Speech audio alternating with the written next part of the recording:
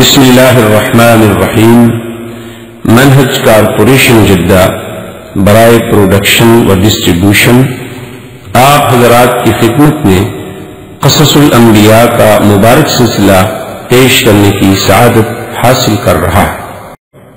برادران اسلام، واجب الاحترام بزرگوں، دوستوں، بھائیوں، عزیز نوجوانوں، قصص الانبیاء علیہ السلام کے دروس کے ضمن میں ہم نے سیدنا ابراہیم الخلیل علیہ السلام ابو الانبیاء کے بارے میں سابقہ دروس میں باتیں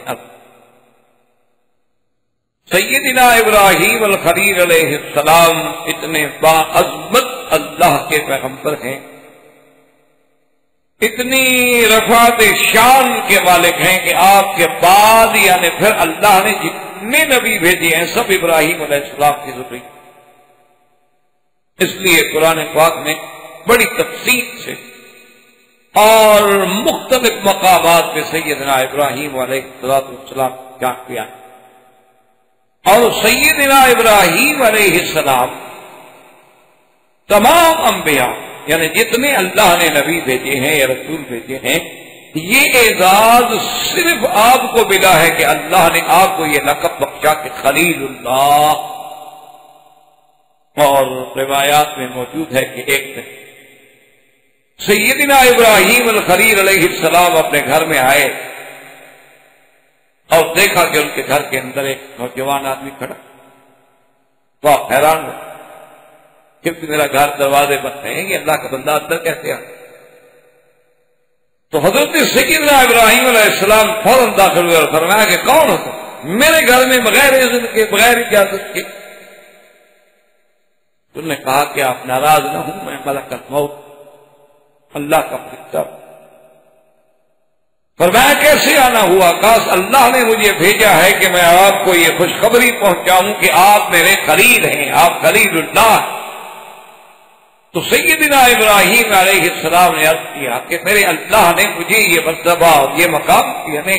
دیکھو نا جی، آپ کہتے ہیں فلاں میرا دوست ہے، جس کو اللہ کہے کہ میرا دوست ہے، خلت کوئی یعنی آپ اندازہ کریں کوئی ایسا لفظ نہیں ہے کہ جو ہر کسی کے لیے استعمال ہو جائے۔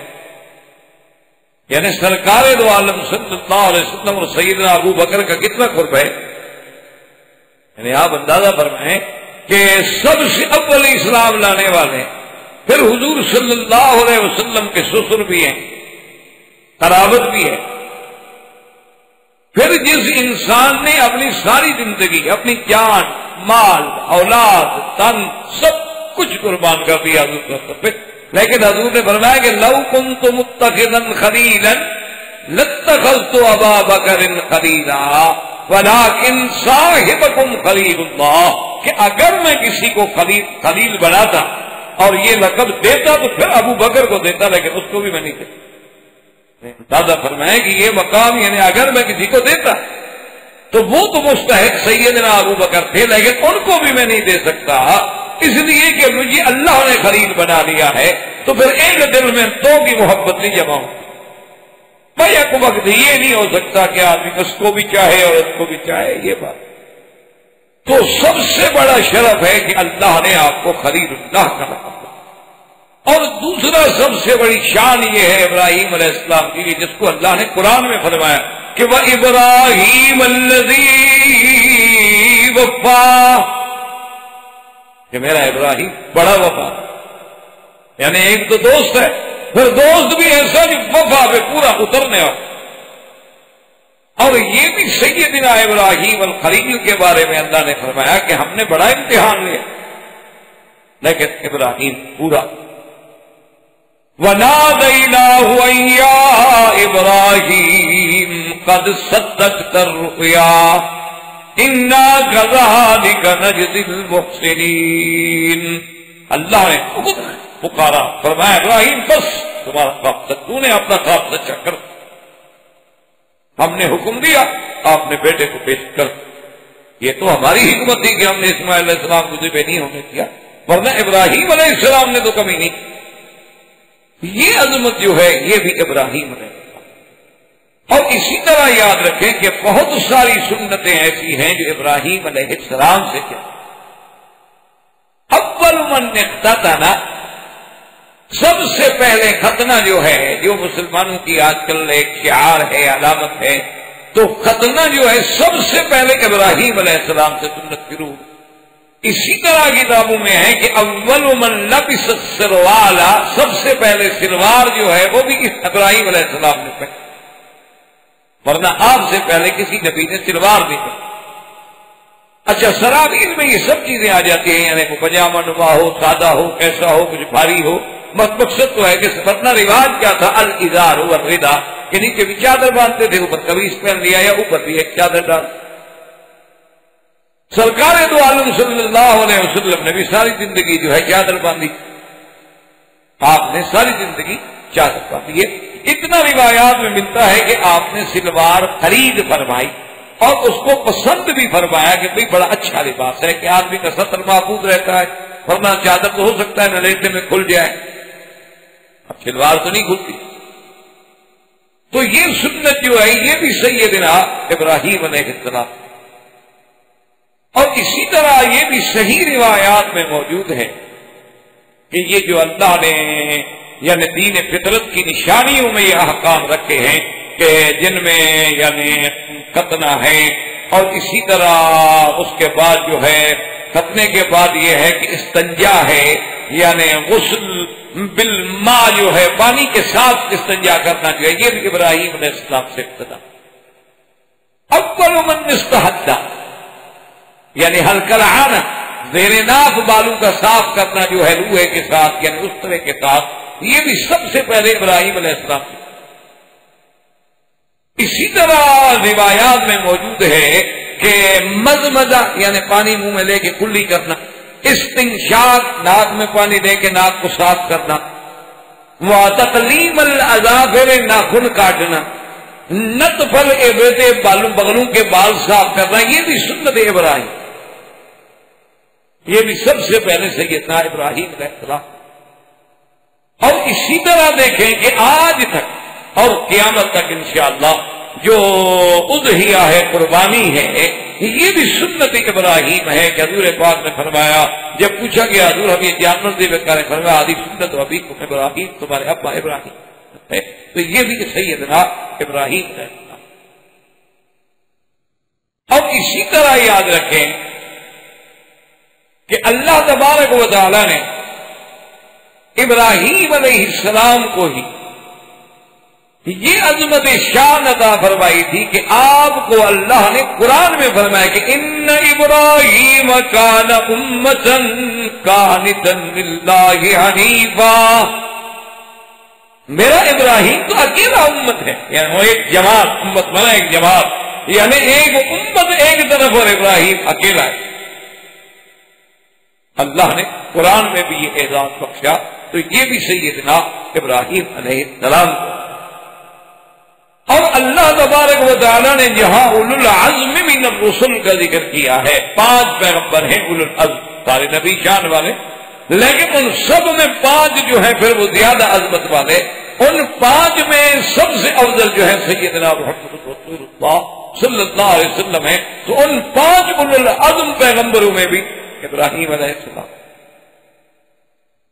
اور اسی طرح یہ بات بھی دیکھ رہے ہیں کہ اللہ تبارک و تعالیٰ نے اپنے کعبے کا معمار جو ہے اور جس کا ذکر قرآن میں ہے وہ بھی صرف ابراہیم ہے، اور کسی کا ذکر اللہ نے قرآن میں نہیں کیا کہ فلاں نبی نے میرا کعبہ بنایا، حالانکہ حضور پاک صلی اللہ علیہ وسلم بھی بنائے کعبہ میں شریک ہوئے ہیں، لیکن ذکر آیا ہے تو ابراہیم و اسماعیل اور کسی پیغمبر پر۔ اسی طرح اللہ نے فرمایا من ذریتی، اللہ نے فرمایا کہ ابراہیم کی ذریت میں ہی ہم نے نبوت و کتاب رکھ دی کہ آپ کے بعد جتنے نبی آئے، جتنے پیغمبر آئے، سب ابراہیم علیہ السلام کی اولاد، موسیٰ و ہارون، زکریا و یحییٰ و عیسیٰ و الیاس و یسع و یونس و لوطا و کلا فضلنا علی، سب اولاد۔ تو یہ شرف جو ہے یہ بھی سیدنا ابراہیم ہے۔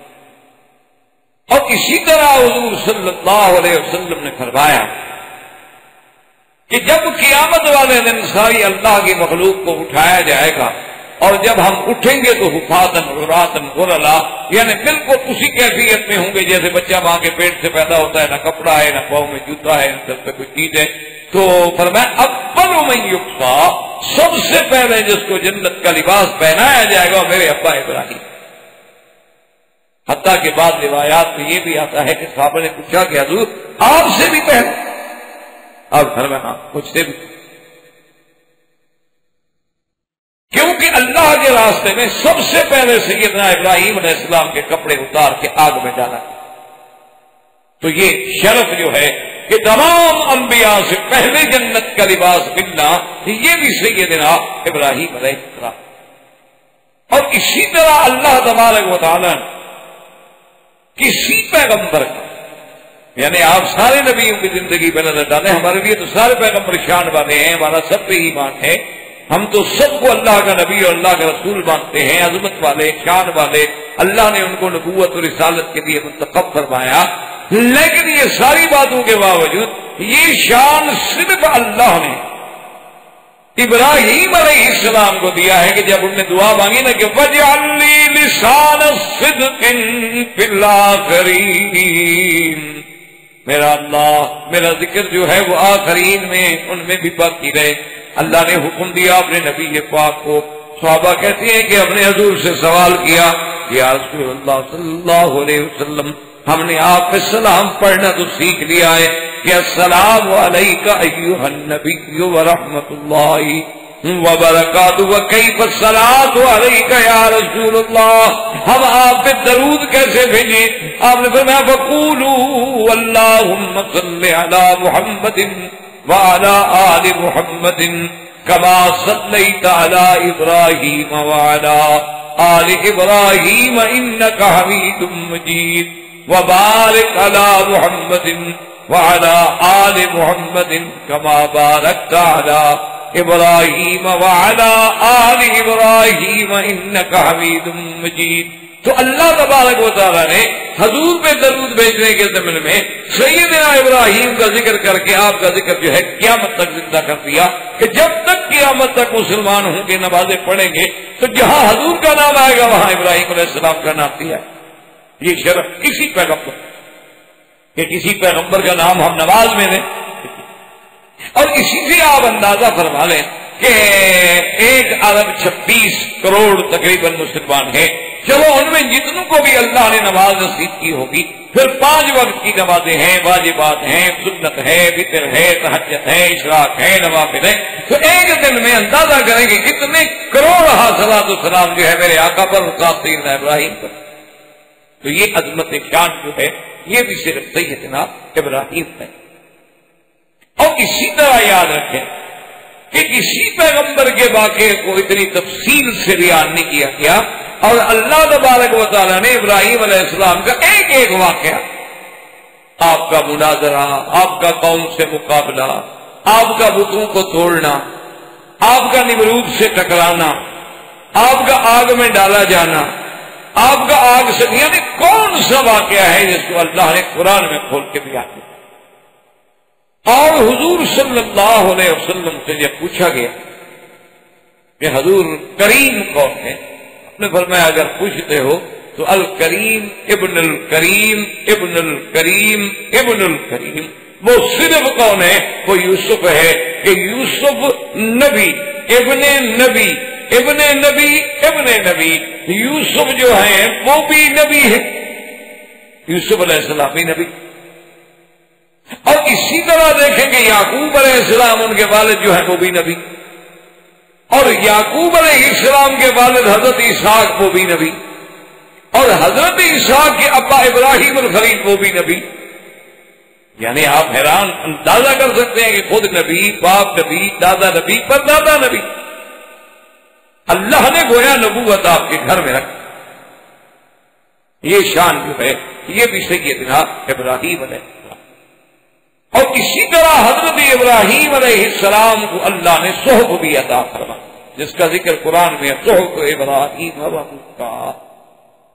اور حضور سے پوچھا گیا سرکار دو عالم صلی اللہ علیہ وسلم سے کہ ابراہیم علیہ السلام کے جو صحف ہے ان میں کیا؟ آپ نے فرمایا ان میں انصار، مناجات، ان میں مثالیں تھیں کہ اللہ نے مثالیں دے دے کے سمجھائیں،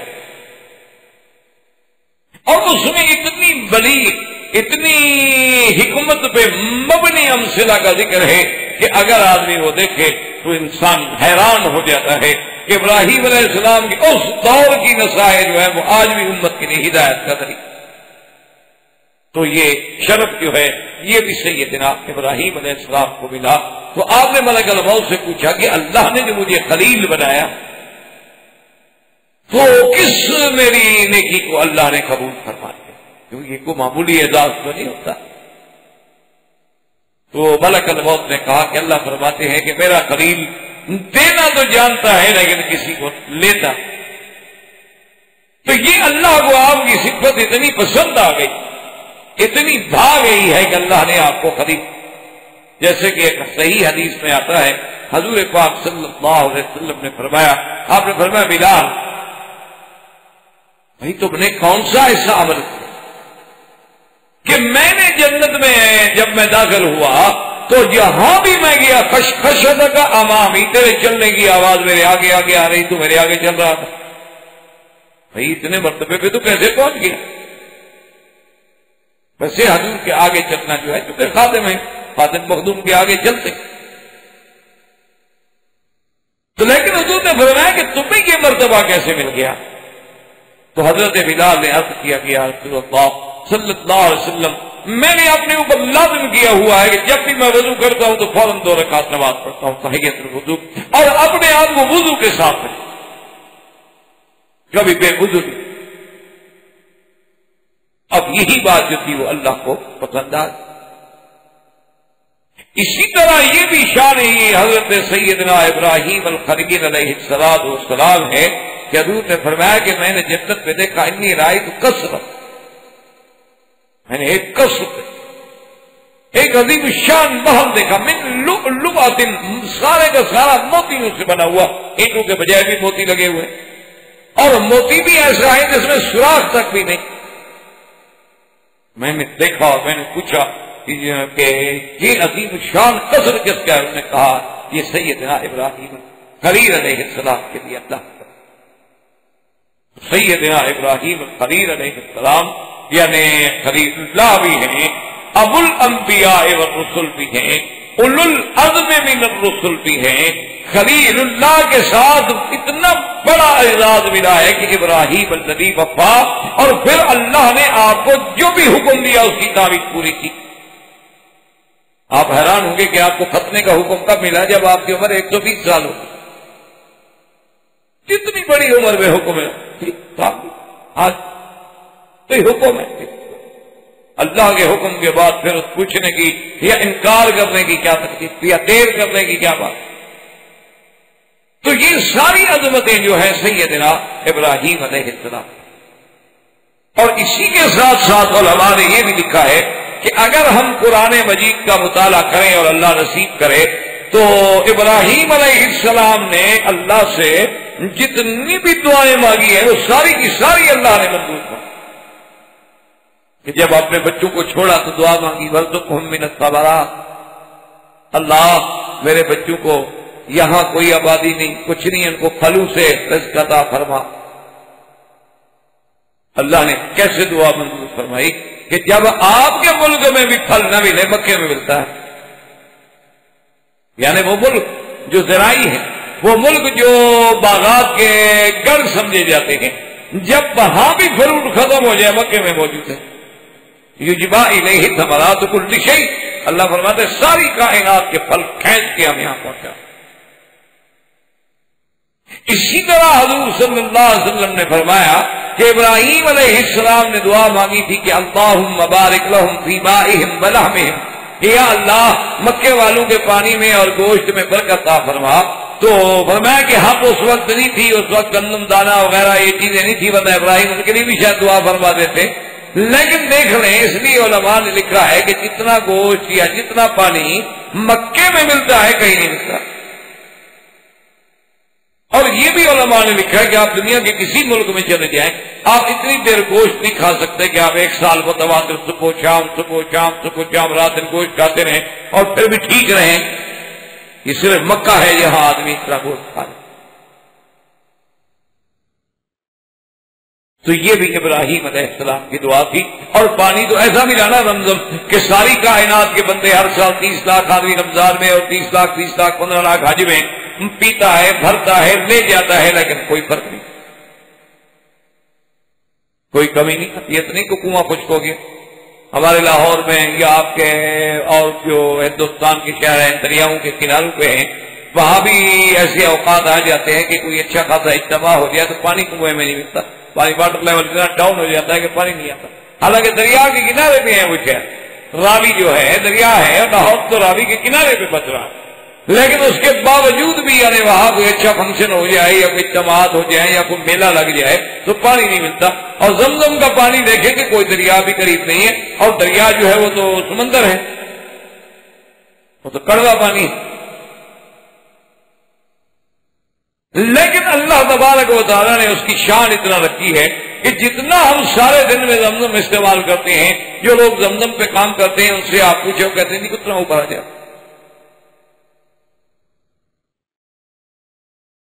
اور جب مکہ مکرمہ میں ایک دفعہ سیل آئی، بارشوں کا پانی آیا جس میں کعبہ شریف کے دروازے تک پانی پہنچ گیا تھا، اور بعض مقام پر حرم کے جو پنکھے چل رہے ہیں پنکھوں کو ٹکرا رہا تھا پانی. اتنا بڑا پانی آیا پورے حرم میں. لیکن خدا کی شان ہے اس دور میں جو لوگ زمزم پہ کام کرتے تھے انہوں نے کہا کہ ہم نے جو زمزم میں ڈول ڈالے تو ڈول نیچے نہ جائے. یعنی خدا کی قدرت یہ تھی کہ اللہ نے زمزم کے اوپر پوری ایک غلاف دے دیا، چادر دے دی کہ وہ سیل کا پانی جب اس کے اندر نہ مل جائے. اور جب سیل کے پانی صاف ہو گئے ڈول ڈالا تو ڈول ٹھیک جا رہا ہے، پانی آ رہا ہے.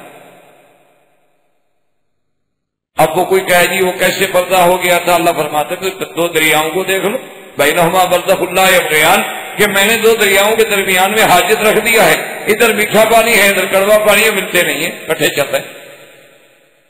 تو یہ حاجت بھی تو تمہیں نظر نہیں آتا لیکن ہے، میں نے اس کو روکا ہوا. اچھا کئی دفعہ طوفان جو ہے نا جی وہ کڑوا پانی میٹھے میں چڑھ جائے گا پھر لوٹ آئے گا لیکن وہ ملتا نہیں. ابھی بنگلہ دیش میں اراکان ہے، اسی طرح کیپ ٹاؤن جنوب افریقہ میں بھی مرج البحرین ہے، اور بھی کئی مقام ہیں جہاں مرج البحرین ہے، دو دریا مل رہے ہیں پانی نہیں ملتا. اچھا کشتی میں جائیں آپ غوطہ لگائیں ادھر سے ادھر چل جائیں ادھر سے ادھر چل جائیں کوئی رکاوٹ بھی نہیں، لیکن کون سی چیز ہے جو ان کو نہیں ملنے سے؟ تو ابراہیم علیہ السلام کی اللہ نے یہ دعا بھی پڑھی.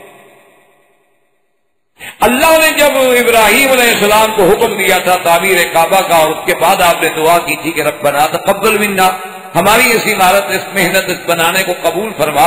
اللہ نے کیسا قبول، کیسیت؟ اسی طرح ابراہیم علیہ السلام نے دعا کی تھی کہ میرا مولا یہاں جب تیرے گھر کے قریب اپنے بچوں کو چھوڑ رہا ہوں تحویل الیہ افیدۃ من الناس، لوگوں کو دلوں کو مکے کی طرف پھیر دے. اللہ نے کعبے کو مقناطیس قلوب بنا دیا کہ ساری دنیا کے بندے کھینچے آ. یعنی آپ تو پڑھے لکھے آدمی ہیں نا، آپ اپنے علاقوں میں جائیں بالکل جٹ دیہاتی خالص بالکل بکریاں ڈنگر چرانے والا جس بیچارے کو یہ بھی پتہ نہیں ہوتا کہ الف کیا ہے اور با کیا ہے، اس کو بھی آپ کہے گا بس جی اور جی بڑی تمنا ہے اللہ مکہ مدینہ دکھا دے کسی طرح. اس کو مکے مدینے کا اس کو بھی پتہ، یعنی جس بچے کو اپنے گاؤں کا نام نہیں آتا، گاؤں کا پتہ نہیں ہے، تحصیل کا پتہ نہیں ہے، اس کو اپنے اسٹیشن ریلوے کا پتہ نہیں ہے، لیکن مکہ مدینہ جانتا.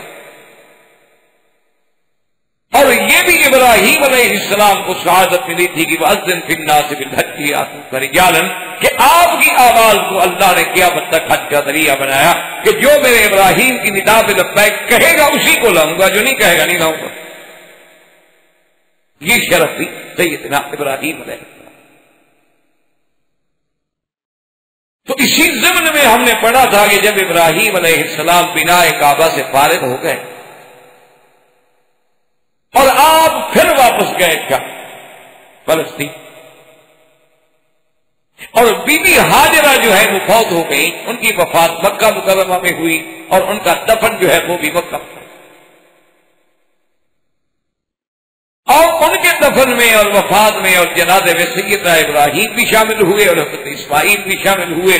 اور یہ بھی کتابوں میں ہے کہ موت حاجر پر حضرت ابراہیم جو تھے بہت خدا حضرت شدید.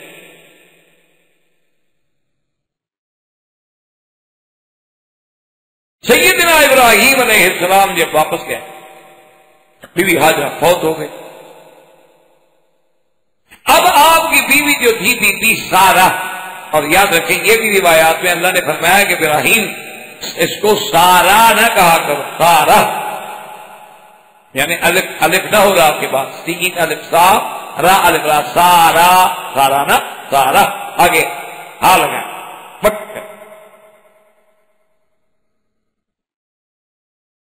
تو اب بی بی سارہ کی دعائیں بھی اللہ نے سنی. اس واقعے کو اللہ نے قرآن میں کئی مقام سے ذکر کیا. سورۃ الہود میں ذکر ہے، سورۃ الذاریات میں ذکر ہے، سورۃ النحل میں ذکر ہے، اور اسی ضمن میں ہم نے آج کے درس میں جو آیات پڑھی ہیں اللہ پاک نے فرمایا وَلَقَدْ جَاءَتْ رُسُلُنَا إِبْرَاهِيمَ بِالْبُشْرَىٰ قَالُوا سَلَامًا قَالَ سَلَامٌ فَمَا لَبِثَ أَن جَاءَ بِعِجْلٍ حَنِيذٍ. اللہ تبارک و تعالیٰ فرماتے ہیں وَلَقَدْ جَاءَتْ رُسُلُنَا، ہمارے فرشتے ہمارے فرستادہ آئے ابراہیم علیہ السلام کے پاس خوشخبری لے کر. اور اللہ نے اس کو قرآن میں کئی مقام پہ دیا. هل أتاك حديث ضيف إبراهيم المكرمين. اللہ نے فرمایا میرا پتنی کیا آپ کو پہنچی ہے قصہ ابراہیم کے مہمانوں والا. اسی طرح تیسرے مقام پہ قرآن کہتا ہے وَنَبِّئْهُمْ عَن ضَيْفِ إِبْرَاهِيمَ الْمُكْرَمِينَ. میرا بدنی آپ اپنی امت کو خبر دیں کہ میرے ابراہیم کے پاس کیسے شان والے مہمان آئے. ابراہیم علیہ السلام کے بعد جب مہمان آئے، آتے ہوئے انہوں نے سلام کیا. ابراہیم علیہ السلام نے سلام کا جواب دیا، اور ایک مقام پہ آتا ہے قال سلام قوم منکرون. سلام دیا، آپ نے کہا بھائی عجیب بات ہے یہ لوگ منکر کا معنی غیر معروف، یعنی جانے پہچانے تو نہیں لگتے. یہ سمجھ نہیں آ رہی، ہمارے علاقے کے بندے تو لگتے نہیں، علاقے کا آدمی تو پہچانا جاتا ہے. اور دوسری بات یہ ہے کہ اگر علاقے کے نہیں، اور اس کا مطلب ہے کہ کسی دوسرے علاقے کے، تو دوسرے علاقے سے آنے والا آدمی جب سفر کر کے آئے تو کوئی اونٹنی یا کوئی گھوڑا یا کوئی سواری، اور پھر اس کے اوپر سفر کا بھی کچھ اثر ہوتا ہے، تھکان ہوتی ہے، لیکن یہ تو ایسے لگتی ہے تر و تازہ کہ بالکل ہے تو ابھی چل کے بھی نہیں آئے. کون ہے یہاں قرآن فرماتا ہے کہ فما لبث ان جاء بعجل حنیذ. اور دوسری جگہ قرآن کہتا ہے فراغ الی اہلہ، یعنی خفیہ طریقے سے سلام کرنے کے بعد چپ کر کے کسی طریقے سے فوراً گھر چلے گئے. یہاں قرآن کہتا ہے بعجل حنیذ، یہ بچڑا بھنا ہوا. اور دوسری جگہ قرآن کہتا ہے کہ جلن سمین، موٹا تازہ بچڑا. اچھا دونوں میں کوئی تفاوت نہیں، مقصد ہے کہ اعتبار بدن کے موٹا تازہ تھا اور بھون کے لے آئے. اور اسی سے علماء نے یہ مسئلہ بھی استنباط کیا ہے کہ آداب ضیافت میں یہ ہے کہ یعنی مہمان نوازی کے آداب میں یہ ہے کہ آدمی اپنے مہمانوں سے پوچھے نہیں، جو وقت کے مطابق حالات کے مطابق تقاضا ہے اور جو کچھ اللہ نے اس کو توفیق دیا وہ چپ کر کے پیش. مثلا چائے کا وقت ہے چائے پیش کر دے، کھانے کا وقت ہے کھانا پیش کر. ایسا وقت ہے کہ اندازہ ہو سکتا ہے یہ آدمی دور سے آئے ہیں، کھانا نہیں کھایا ہوگا تو پوچھ بھی سکتا ہے. لیکن آداب ضیافت اسی میں ہے کہ جو اللہ نے آپ کو دیا ہے، جو ہے سوکھی روٹی ہے کچھ ہے.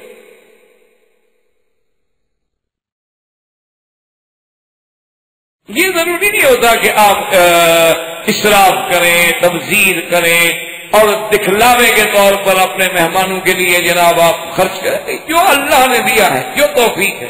اور کیونکہ بعض اوقات یہ بھی ہوتا ہے کہ مہمان میں بھی ایک حیا ہوتی ہے کہ اس کو ضرورت بھی ہو تو وہ بیچارہ شرم کے بارے نہیں کہتا کہ دیکھو جی اب میں رات کو پہنچا ہوں، شام کا اور رات کافی بیت گئی ہے، اب میں ان کو کہوں کہ میں نے کھانا نہیں کھایا، لیکن کھانا اس نے نہیں کھایا ہو، لیکن اس کو بھی تو کچھ آیا ہو۔